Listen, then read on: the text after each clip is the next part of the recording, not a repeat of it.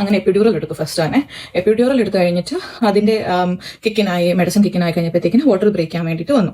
Water break ചെയ്തപ്പോഴത്തേക്കിനും ഞാൻ ഭയങ്കരമായിട്ട് bleed ചെയ്തു. ഒത്തിരി ഫ്ലൂയിഡ് ഉണ്ടായിരുന്നു എനിക്ക്, ആൻഡ് കുറേ ബ്ലീഡിങ്ങും ഉണ്ടായിരുന്നു.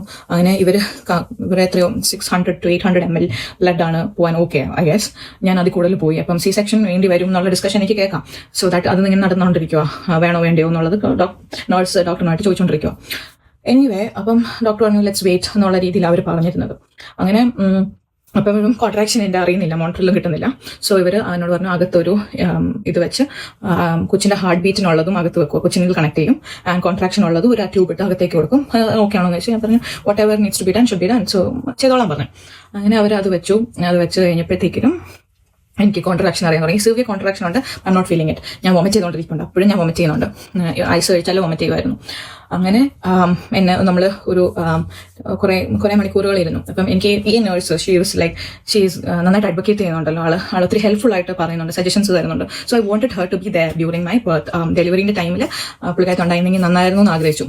അങ്ങനെ ഇങ്ങനെ ആഗ്രഹിച്ചുകൊണ്ടിരിക്കുമ്പോൾ തന്നെ പുള്ളിക്കാരി പറഞ്ഞു ഞാൻ എന്നാൽ ഒരു തവണയും കൂടെ നോക്കട്ടെ, അല്ലെങ്കിൽ നിങ്ങൾക്ക് ബ്ലഡിന്റെ ഇത് പോകുന്ന അനുസരിച്ചിട്ട് I will want you to C section വേണ്ടി വരും, അതുകൊണ്ട് ഒന്നുകൂടി നോക്കാമെന്ന് പറഞ്ഞു. അപ്പം എനിക്ക് ബ്ലഡ് ഒത്തിരി പോയി, ഹാർട്ട് റേറ്റ് ഭയങ്കരമായിട്ട് കൂടി. ഇപ്പം ECG എടുത്തു ആൾക്കാർ വന്നിട്ട്, ഐ മീൻ പ്രിക്ലാംസി അല്ല എന്ന് ഉറപ്പ് വരുത്തണമല്ലോ. പ്രിക്ലാംസിയുടെ പോലെ പ്രഷറും ഹാർട്ട് റേറ്റും ഭയങ്കരമായിട്ട് എലിവേറ്റഡ് ആയിട്ട് ഇരിക്കുക, അതുകൊണ്ട് കൊച്ചിന്റെ ഹാർട്ട് ബീറ്റ് കിട്ടുന്നില്ലാത്ത സിറ്റുവേഷൻ വരുന്നുണ്ട്. അങ്ങനത്തെ കുറച്ച് കോംപ്ലിക്കേഷൻ സൈഡ് ബൈ സൈഡ് നടക്കുന്നുണ്ട്. എനിവേ അവർ സർവിക്സ് നോക്കിയപ്പോഴത്തേക്കും 10 centimeter ഡയലേറ്റഡ് ആയിരുന്നു. ഡോക്ടർ എത്തിയിട്ടില്ല അപ്പോഴും, അല്ലെങ്കിൽ മിഡ് വൈഫ് ആയിരിക്കും. എനിക്ക് എൻ്റെ ഡെലിവറി ചെയ്തത് midwife. She hasn't reach to the hospital yet.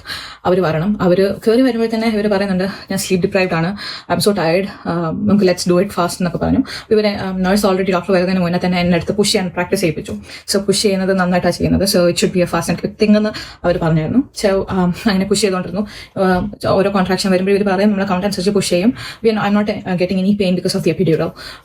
പക്ഷെ നമ്മൾ ചില സമയത്ത് എനിക്ക് പുഷ് ചെയ്യാൻ പറ്റത്തില്ല, ഞാൻ അപ്പോൾ വോമിറ്റ് ചെയ്യുമായിരിക്കും. അങ്ങനെ അത് രണ്ടും കൂടെ ആയിട്ട് ഇങ്ങനെ എക്സോസ്റ്റഡ് ആയി നമ്മൾ സോൺ ഔട്ട് ആവുന്ന ഒരു സിറ്റുവേഷൻ വരെ എത്തി.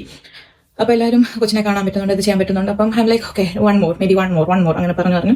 എനിവേ ഒരു 2 hours ഓഫ് പുഷ് കഴിഞ്ഞപ്പോഴത്തേക്കും ബേബി വന്നു. And that was pretty good. First time moms അത്രയും എന്നാണ് അവരന്ന് പറഞ്ഞത്. അപ്പം I'm like okay 2 hours push ചെയ്ത് എന്തായാലും ബേബി വന്നു.